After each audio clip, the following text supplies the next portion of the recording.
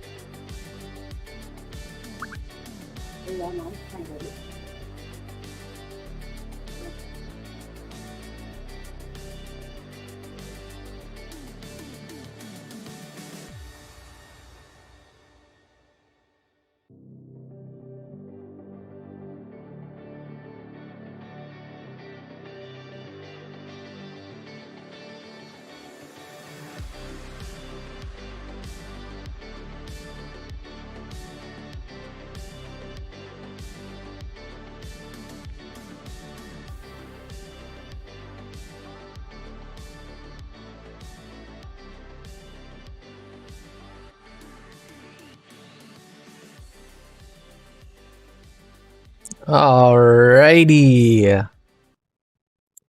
that was abrupt. Hey everybody, how's everyone doing? Hope you're doing well. Jay bro, good to see ya. Glad you can make it. Tonight's snack is well, it's just tea. So tonight's tea is Earl Grey. So there's that. Pretty fun. I had planned on wearing a mask, you know, because COVID reasons. And this was my mask of choice that I was going to wear. You know, just for Remember the 5th. Or Revenge of the 5th. Except for I can't put my headphones on at the same time as the helmet, and the microphone was more important. So that's the other option. Let me reach up here. The other option for masks was this guy.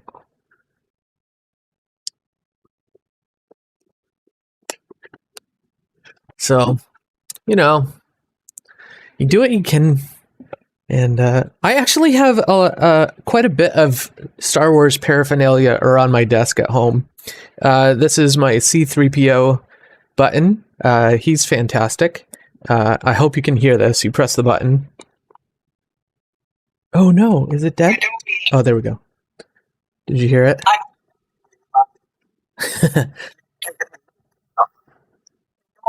So anytime I'm having trouble, I just give C-3PO a whack there, and he reinforces what I already knew. We're doomed.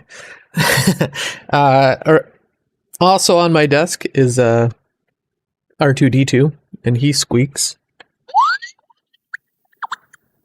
And he does something else, but I don't know. Like, I should really look it up. I think that he is a like a gumball dispenser, that every time you press his belly, there's a little hole down here that stuff can come out of, and like you can pop the top off. I mean, you wouldn't be able to fit like a whole bunch of gumballs in there, but you know, enough to get the job done. You only wanted like a couple a day. So that's R2-D2. I have a lot more toys around my desk too, but that's enough for today. In keeping with Star Wars themed stuff, I thought we'd play a game. And the game is, you know, Star Wars themed. So I'm going to ask you questions, and then you're going to type in the chat and let me know what you think it is. And keep track of your own points, because I can't keep track of anything. And really, the points don't matter. But you could say you won at the end, so it'll be fun. Okay, the game is Far, Far Away Trivia. Okay, it's all Star Wars based. So if you're a nerd, you're gonna do really well. Okay, so round one, we're gonna start these off real easy. Okay, what is the weapon of choice for Jedi Knights? weapon of choice for Jedi Knights. What is... Oh, at least you're not a nerd. That's okay. I am a giant nerd, and I take pride in my nerdiness. J Bro, that is correct. Cody, laser taco. No, Gregory. No. Yes, light saber. Saber. Yes. Good. Round 2. What unit of distance is used to measure the Kessel Run? What unit of distance is used to measure the Kessel Run? Now, I won't deduct any points for spelling, so try your best. What measure of distance is used, or what unit of distance is used to measure the Kessel Run?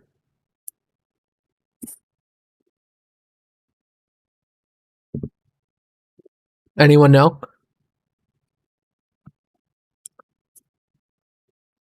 Hi, Jed. Good to see you guys. I don't see the answer yet. Oh my. The horse. No, not correct. The force is not correct. What unit of distance is used to measure the Kessel Run? I'll give the answer. It is a parsec. And the Millennium Falcon can do it in 11 parsecs. So that's pretty fast. Okay. I'm going to skip that one because I'm feeling like you guys aren't diehard Star Wars fans. Okay. This one might be a little bit easier for you. Okay. What kind of armor does Boba Fett wear? What kind of armor does Boba Fett wear? This is his helmet. Boba Fett's helmet. It talks too. You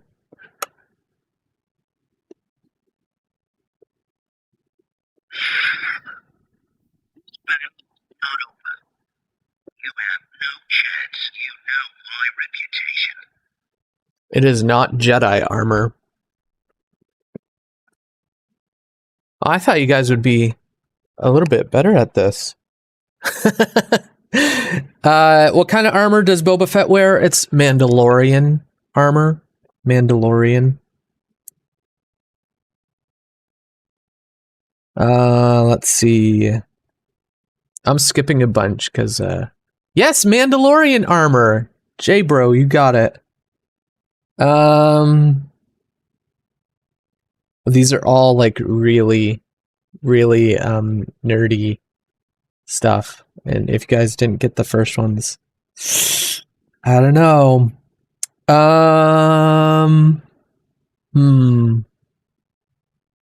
Okay, I'll end with this will be the last one, okay? Who was wait. No, you're not going to get that one. Okay. You can use Google for this if you need to, okay? What does AT-AT stand for? They were like the robot things, AT-AT walkers. If you need to, you can use Google.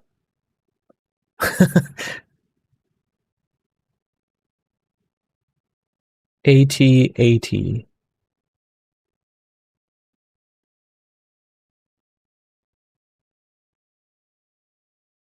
I don't see any answers coming in, so I'll give it away. AT&T? No, that's... I remember the days of AT&T. True story. All-terrain armored transport. That is correct. Good job, guys. You all can have 10 points just for answering that one correctly. Good job.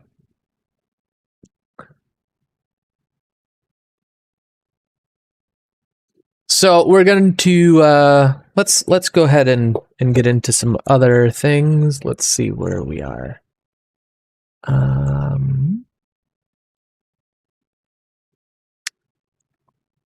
Switch this.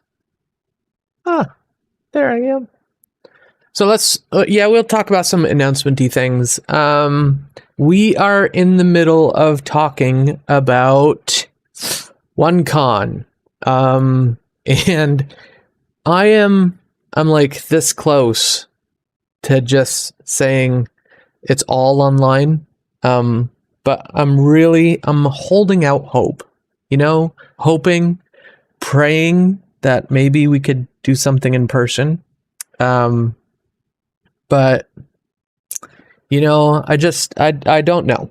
So, I'm gonna probably make a decision about this pretty soon. So be praying about that, because it's something. Yeah, you guys are delayed. So, I just saw that. So however long it takes for these words to get to you is how long the delay is. So it's a little delayed. So, anyways, one conference. What we're gonna do is, even if we meet in person and your parents aren't, or you are not comfortable being in person with us, the whole thing's online, so you can tune in whenever, wherever you want to. It's going to be at 7:00 on May the 21st. Again, it's all online, so whether we do a Discord component with it, or whatnot, I still haven't decided on. And it's going to be about an hour and a half, maybe 2 hours. So plan accordingly. Again, if we can do it in person, I'd love to do it, but I need to know that we can do it safely, and we have to be able to do it to begin with. So that's that announcement. What else do we have? Discord. Discord is fun. So let's talk about what's happening on Discord. I think there's a few of you over in Discord right now on the voice chat. I'm just double checking. Yeah, there's a bunch of you over in the voice chat on Discord. That's awesome. I love that. Do make sure, though, that you listen or chat while you... So,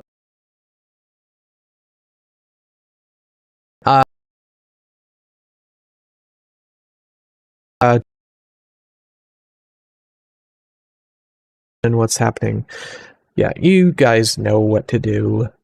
Don't be silly. The llama song.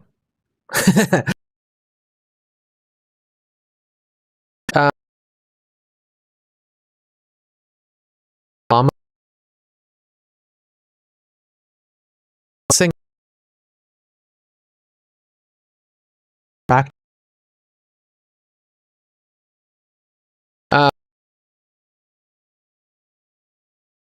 The story of the golden glitter llama in our Discord chat. It's one of the premier icons. You can use it on just about anything. I'm lagging. I'm super freezy. Super freeze. What can be done about that? Just a second.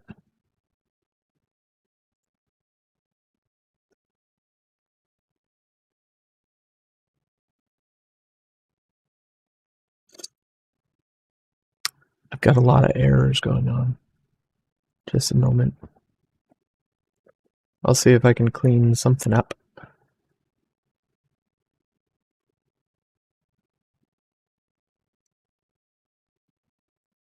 And I'll sing a song while I do it. What song should I sing? I'll just sing doo-wop. Doo-wop, ba-da, doo-wop, shoo-be-doo and doo-wop, doo-be-doo and doo, yeah, yeah, doo-wop, down, down, doo-wop, shoo-be-doo and doo-wop. Are we better now? I think we're better now. I hope we're better now. We should be better now. Hi, Will. Thanks. Okay, so I was lagging. It happens. Happens to the best of us. So I'm gonna back up a little bit and go over some Discordy things. Let's see. So I'll briefly recap all these things. Okay, OneCon, it's going to be all online May 21st, 7 o'clock. Whether there's a Discord component or not to it, that's yet to be determined. But it's going to be a lot of fun, so I encourage you to be there. Discord. I understand a lot of you are over in the Discord chat right now, the voice and video chat, which is awesome. I love seeing that getting used. However, I need to caution you, it needs to be used properly and with respect for others. Okay, so if you're talking while I'm talking, or you're talking about things not related to the message, we're going to turn off the video chat during YouTube time. That sounds really bad, but yeah, that's how strongly I feel about YouTube chat. So just be good about it. Be nice. The llama song. We were going to have Lori do this. I'm not going to do this because I'm bad at it. But I'll tell you a little bit about it. You'll remember that we have the golden glitter llama. And we have a whole bunch of golden glitter things in our Discord chat, those little emojis that you see all over the place. And so I thought at the beginning of last year, it would be really fun to have a golden glitter award show. No, masquerade, because it's COVID, right? So we have to wear masks. So it's masquerade. Golden glitter award masquerade. So the glam, okay? Or glam, GGLAM, Golden Glitter Llama Award Masquerade. That's the one. Glam, okay? That's what we're having. So at some point, we're going to have our glam, and it's going to be off the hook awesome, which I'm really excited about. So when it's happening, I have no idea because we're still in lockdown. What it's going to look like, I have some ideas, and a couple people have messaged me some very interesting things that I'm excited to put into the glam. So it's coming. You'll see it. We'll announce it more when we have awesome things going on. Now it's time for our lesson.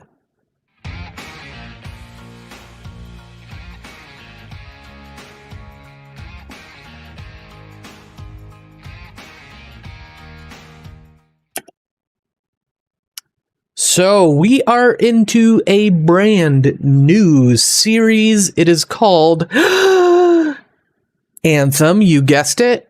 Very good guess based on the video you just saw. Yeah, so we're going to talk about worship and what is worship? Why do we worship? How do we worship? What do we worship? We're going to be talking a lot about music over the next few weeks. And if you're not musically inclined, or you'd rather listen to a podcast rather than a pop song, don't worry. We're talking about a lot more than just music too. Okay? So assuming that you do like music, let me know in the chat what type of music that you like genre, or let me know what your favorite song or band is in the chat. Let me know what those favorites are, okay? And I'm going to put some things on the screen for you, okay? Now, what I'd like for you to be able to tell me is whether or not the items that I put on the screen are useful, beautiful, or maybe both, okay? They're either useful, beautiful, or both, okay? I'll give you a couple seconds to respond, and then we'll move on from that. The first one, is it useful, beautiful, or both? And you're like, what is it? Okay, so this is actually, what's it called? Hold on, I have all this stuff written down. This is called the Dogbrella. Dogbrella. Oh, humanity. What have we done? Okay, so you're out walking your dog, Coco, for instance. You're out walking your dog, and it starts to rain. You put up your umbrella, and your dog is just sitting there staring at you. And he gets all pouty, and you're like, if only I had another umbrella for my puppy. Well, now you have an umbrella for the puppy. So is this useful, beautiful, or both? Now, in my estimation of this, this is... Oh, well, it's not useful for me because I don't have a dog. But I think it would be useful. And as long as, look at it. The more I look at it, the more convinced of this I might be. Like, it has a little chain coming out the bottom of it. So it's a leash and an umbrella. So it has some potential. The next one is a nest bed. A nest bed. So it's specifically designed for napping. Okay, this is not a bed for sleeping all through the night on. This is a napping bed. Is it useful? Is it beautiful? Is it both? I think I would get a lot of use out of a napping nest. I think it would be nice. The next one. Okay, this is actually, it looks like a mad scientist lab, but it's actually made for making coffee. Okay, this is how pretentious people make their coffee in the morning. Now, it's even more, I was about to say useful, but I'll avoid that word. It's even more spectacular because it's an alarm clock as well. So you set the timer on it, the alarm goes off, and immediately it starts brewing your coffee for you. Now, also let me know in the chats how many of you have already started drinking coffee, because shame on you. I do about 3 cups of coffee even before we get started on kids' schoolwork in the morning. But anyways, what's next? What do we have next? Oh, this one is interesting, I think. So that is the Mercedes-Benz stadium. And what you're looking at is the roof covering of the Mercedes-Benz stadium. And what it actually does is how a camera has the lens that closes up and then it like becomes like a flower and opens all the way? That's exactly what this stadium does. That whole thing can close and then it can open again to let natural light in, but when it's raining, they can close it back up again. Is this useful? Is it beautiful? Is it both? You decide. I personally think it is both. I think it's beautiful. I think it is useful. Just spectacular. The next one. This looks like a space mailbox, but it's not. This is the Hubble telescope. Now, is the Hubble telescope useful? Is it beautiful? Is it both? I probably would not label it beautiful. Geeky for sure, yes. Useful. Well, this is one of the photos from the Hubble telescope.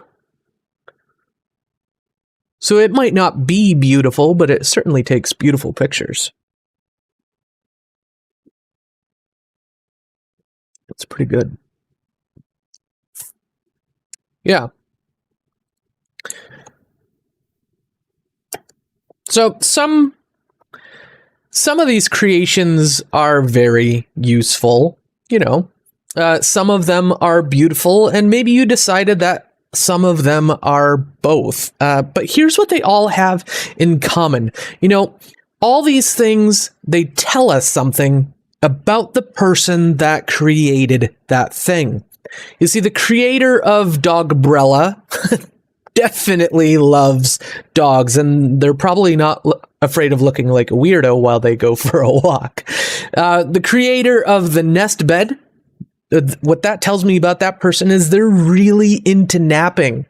And they probably dress up like a bird every Halloween. The creator of an alarm clock coffee maker is definitely not a morning person and does not yet have kids because there's way too much glass making up that coffee maker.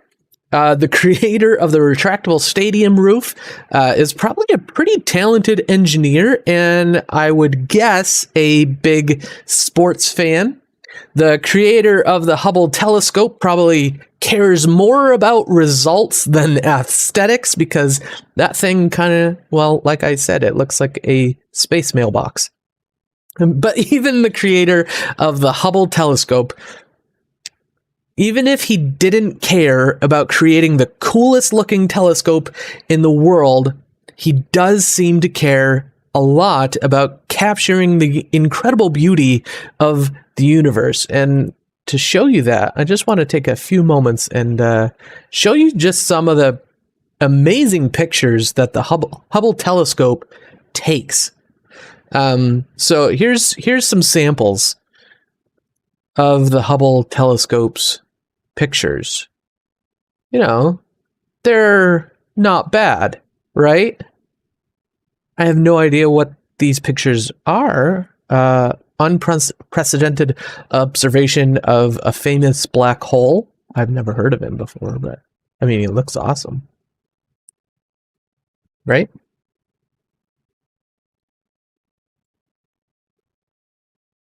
So for most of us, images of distant galaxies like that, I mean, they fill us with awe and wonder. And for some of us, these images can make us wonder about the God who created them as well.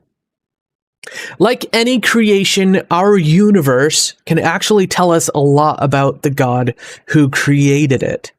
So which part of God's creation do you feel reflects God's image to you? Maybe it's the night sky, a sunrise, or a sunset, or mountains, or lakes, rivers, the ocean. Maybe it's other people, or maybe it's something else entirely.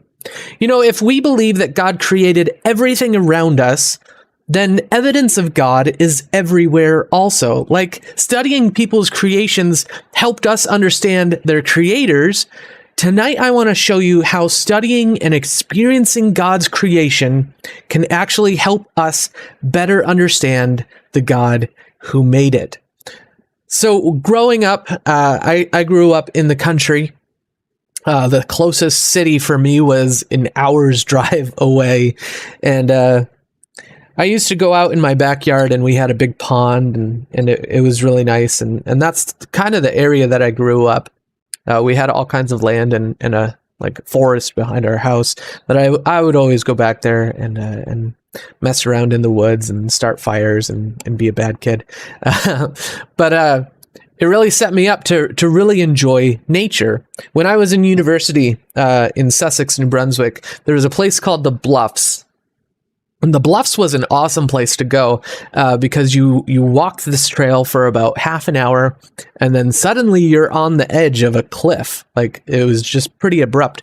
And you're looking out, and you can see all of Sussex. You can see all of the county surrounding it. And it was a really beautiful place to go and hang out. One time I was with a group of friends, and we decided that we were going to go out and we were going to watch the sun rise from the bluffs. And so we got up. It was like 5 o'clock in the morning. We drove out, walked the trail for half an hour, sat on the edge of the bluffs. And as you looked out, and as the sun was just coming up over the hills, there was fog laying down right over all the fields and stuff, and you looked out and you were above the fog, and the sun was rising, and it was just beautiful. And it reminded me of how much God cares for me. Like he took so much time creating everything and still created me. And like, he knows me intimately. He knows every part of me. He knows how many hairs are on my head. He knows everything about me. And he created me wonderfully. I mean, as wonderfully as that sunrise he created as well. God's creation is awe-inspiring, and sometimes it can make us feel small.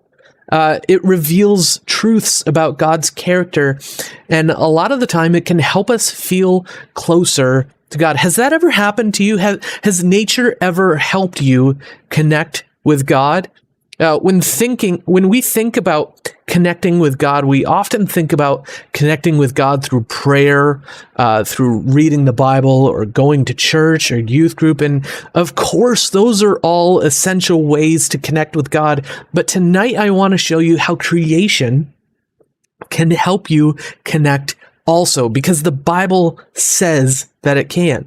Right in the middle of the Bible, there's a book called the Book of Psalms, and it is a collection of songs and poems about who God is and what God has done. And Psalms is kind of like a manual for worship and for life with God. And maybe that sounds boring or maybe repetitive, and maybe you're wondering, how many different ways can you say, God, I worship you?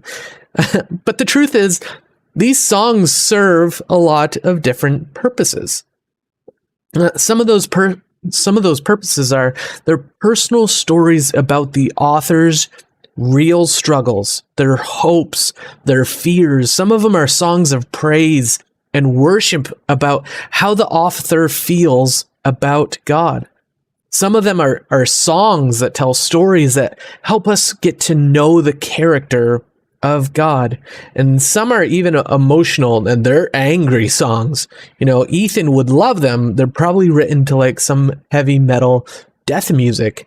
The author's questioning God. They're expressing grief, doubt, frustration, anger.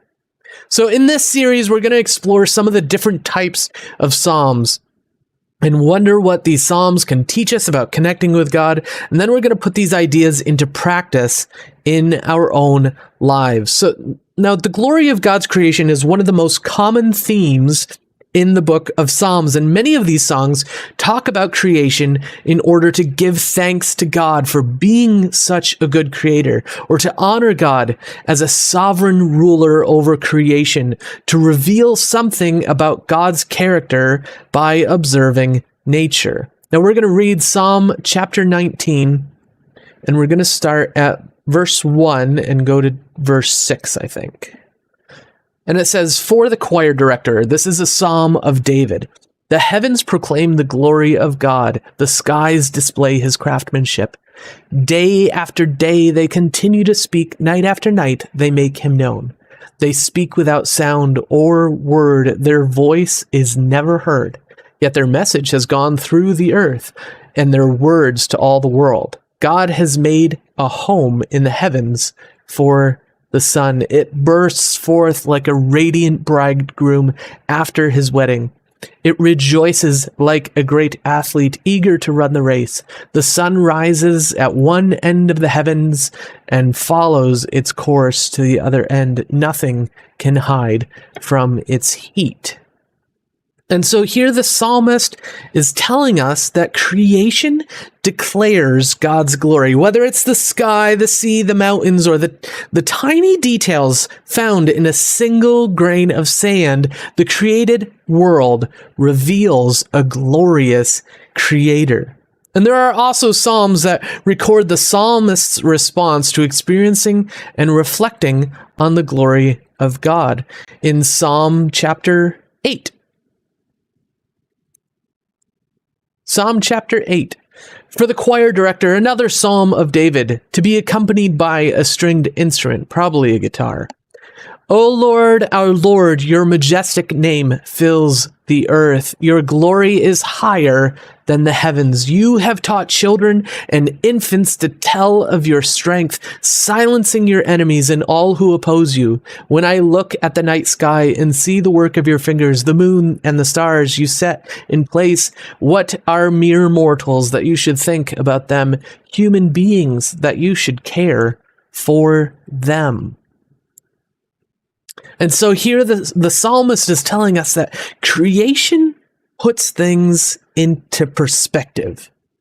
So that feeling of smallness that you get when you look at the ocean or a tall mountain or images of galaxies billions of light years away from Earth, it puts things into perspective.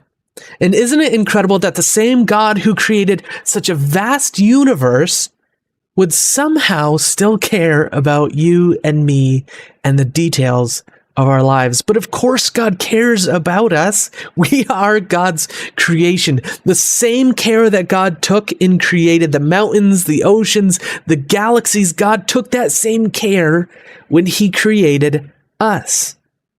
So let's read Psalm 139, verses 1 through 7 together. It says this, for the choir director, a psalm of David. O Lord, you have examined my heart and know everything about me. You know when I sit down or stand up. You know my thoughts even when I'm far away. You see me when I travel and when I rest at home. You know everything I do. You know what I'm going to say even before I say it. You go before me and follow me. You place your hand of blessing on my head. Such knowledge is too wonderful for me, too great for me to understand. I can never escape from your spirit. I can never get away from your presence.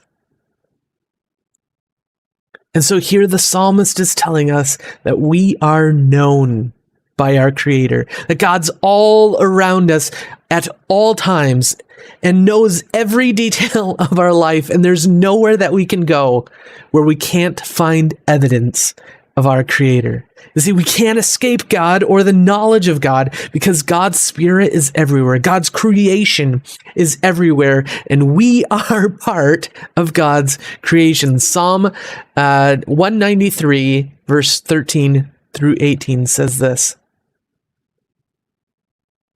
You made all the delicate inner parts of my body and knit me together in my mother's womb. Thank you for making me so wonderfully complex.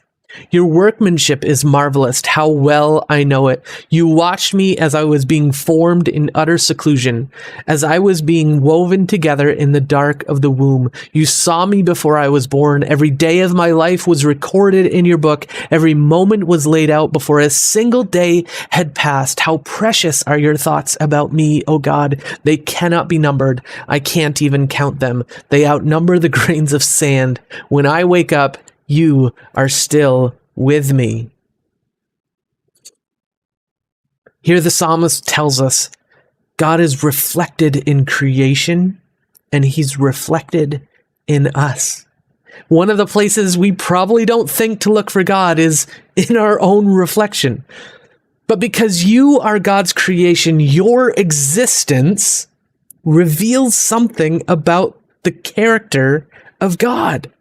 Just like so many of those objects that we saw in that opening game, we are both purposeful and beautiful to God who made us. He knows everything from the very beginning. I'm going to show you 3 clips of a video that I took off of YouTube. And what you're going to see in this video, the first clip, I'll just show the first video.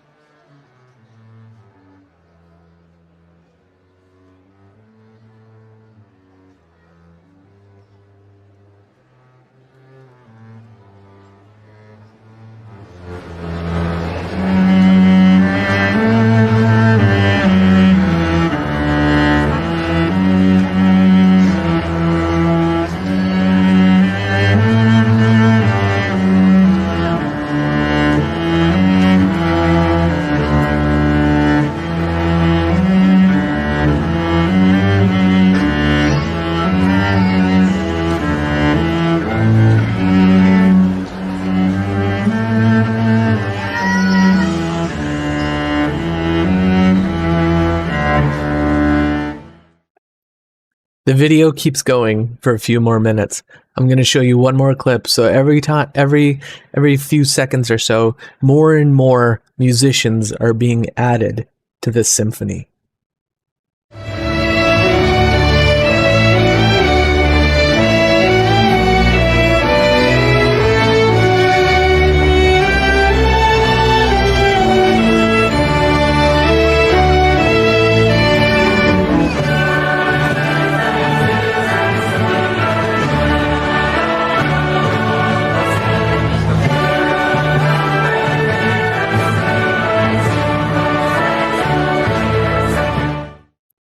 soon a crowd is drawn around what's happening here, and still more and more instruments are being added, more and more singers are being added to the symphony.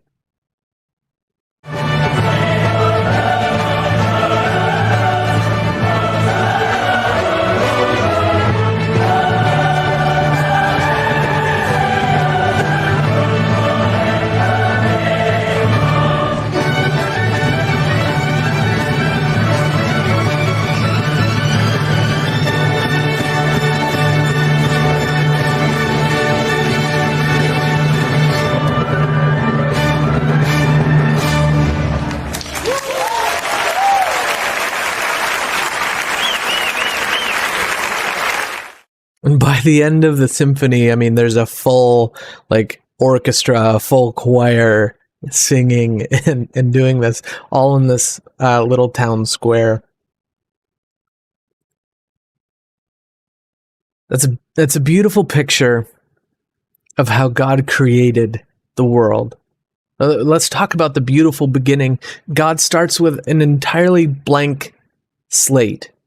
The very first few chapters of the Bible are the very first chapters of the universe. We talked about those musicians and artists that we love at the beginning. Think about the creation of the world like a giant orchestra, one that God put together, one instrument at a time. You see, God laid out the heavens and the earth to start. And then he adds day and night, and then he brings in oceans, and he makes land, and then he fills the earth with creatures, and on the sixth day, God makes humans. In Genesis chapter 1, verse 26, it says this: "Then God said, 'Let us make human beings in our image, to be like us. They will reign over the fish in the sea, the birds in the sky, the livestock, all the wild animals on the earth, and all the small animals that scurry on the ground.'" And so we were created in God's image. We were patterned after Jesus, after the Spirit, after God's own self. We have the imprint of God within us.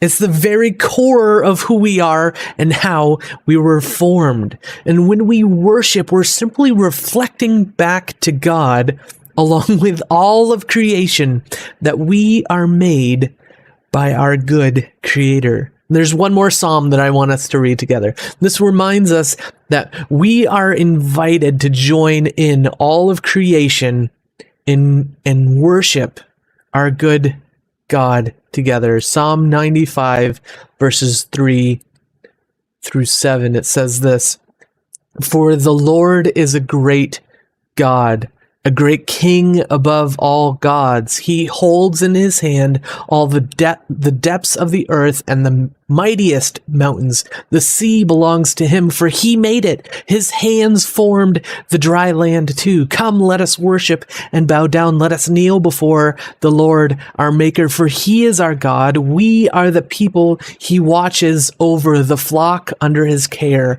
If only you would listen to his voice today." And so the psalmist is telling us here, we're invited to worship. You're invited to become members in this grand symphony, because that's what happens when we all worship with all of creation. And through these psalms we've read about creation, we've seen that creation declares God's glory, and creation includes you and me. And we are all invited to worship God along with the rest of creation. But what do we do now? How do we even do that? How do we join creation in worship?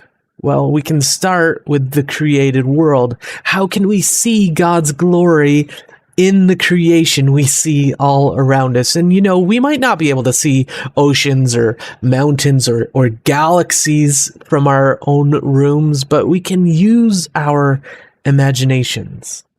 So I want you to imagine a scene in nature that connects you with God. Okay? If it helps, close your eyes and imagine you're somewhere. Maybe it's a beautiful beach. Maybe it's a high mountain.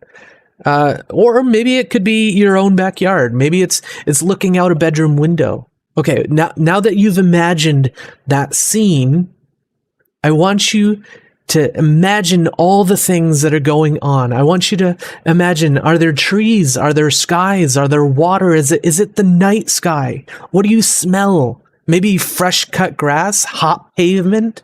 Is it sea air? What do you hear? Do you hear birds, insects, kids playing, people passing by? What sensations are going on around you? Maybe the warmth of the sun is on your skin or a cool breeze.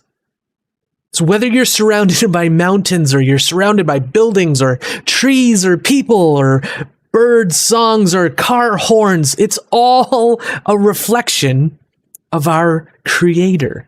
And if we're paying attention to the world around us, we can smell, hear, touch, taste just how big and beautiful and well-designed God's creation is. So, when's the last time you enjoyed God's creation? When's the last time you told God, thank you for your creation? When's the last time you considered how creation might be revealing God to you? And when's the last time you told God thank you for how wonderfully you are made? This week, what can you do to enjoy and reflect on what God has made? What can you do to say thank you? Getting together to sing, to shout, to make joyful noises is one of the most common ways to think about worshiping God. But our God, he's really creative. And you and I were created to reflect God's creativity. So, how creative can you be? In the chat, I want you to write down some creative ways that you might be able to worship God. Okay? What are some creative ways that you can worship God? Okay? Write them down in the chat. Maybe it's creating something like art or music. Maybe it's making a video or writing, all of those things. Maybe it's one of those things that you use to glorify God. Maybe it's reading the Bible. Maybe it's studying the scripture. Maybe it's talking to God silently or maybe even out loud. Maybe it's reading a book or listening to a message about God. Maybe you have a podcast of a pastor that you like to listen to. Maybe it's helping or serving someone. Maybe it's taking care of God's creation, going out gardening, mowing lawns. Some of the best times that I've had with God, I was outside mowing the lawn, and I hate mowing the lawn, but I love the time that it gives me to spend quietly listening to worship music and connecting with God. Maybe it's saying thank you for who God is or something that God has done for you. There are so many ways that we can worship, whether we're alone or we're in a crowd, whether we're inside or outside, through words or through actions, with our bodies or with just our minds. No matter how we worship God by saying thank you for the ways in which God's image is reflected in us and in the world around us, because God is a good creator. So we can worship with all of creation. So this week, I want to encourage you, use some of those creative ways to worship. And this week, worship God with a thank you, with some of those things that were written down. Let me pray for everyone. God, as we think about just how amazing your creation is, all of creation reveals something about you, and we're part of that creation. What an amazing thought that we reflect some character about you, something about you. What an amazing thought. God, help us this week as we think about these things, as we think about worship, maybe in a new way. Maybe we've never thought about it as anything more than just singing on Sunday morning. God, maybe tonight some of these students are thinking about worship in a totally new way, in a very unique and creative way. God, give them the strength and the courage to be able to do that this week. Give them the time to set aside that they can spend maybe in nature or in their room being quiet or taking a walk in a park. God, give them the opportunity to spend time in worship with you. God, thank you for this time. Thank you for YouTube. Thank you for these computers that generally work most of the time. God, be with these students. Give them an enormous amount of grace, and be with their parents as they try and homeschool and pandemic school them through these difficult times. Lord, we love you and we thank you. In Jesus' name I pray. Amen. Hey guys, thanks for hanging out with us. I'm gonna jump over into Discord chat in just a moment when I hang up here. And if you'd like to hang out with me and chat along, you're certainly welcome to jump over to the Discord chat. Mics will be open, webcams will be on. We'll say howdy do, and yeah, just really love hanging out with you guys, and thankful for this time that we get to do that. So if that's something that's of interest to you, saying hello or howdy, as the kids say, yeah, so jump over there. Anyways, thank you so much for being here. Thank your moms and dads, aunts and uncles, grandmas, grandpas, whoever is watching over you right now, that gave you the time to tune into YouTube. Thank you to them, because they are awesome. And you guys are awesome. And yeah, I'll see you in Discord. Okay? Ciao.